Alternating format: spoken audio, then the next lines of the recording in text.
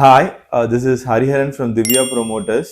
நீங்கள் வீடோ இல்லை ஒரு பிளாட்டோ வாங்கும்போது செய்யக்கூடாத 3 விஷயங்கள் என்னன்னு பார்க்கலாமா?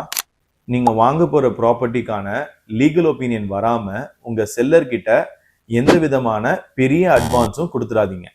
உங்கள் ப்ராப்பர்ட்டியோட 4 பவுண்டரிஸை ஃபிசிக்கலாக மெஷர் பண்ண வேல்யூ தான் உங்களுடைய டாக்குமெண்ட்லேயும் இருக்காங்கிறத வெரிஃபை பண்ணாமல் ரெஜிஸ்ட்ரேஷனுக்கு ப்ரொசீட் பண்ணாதீங்க.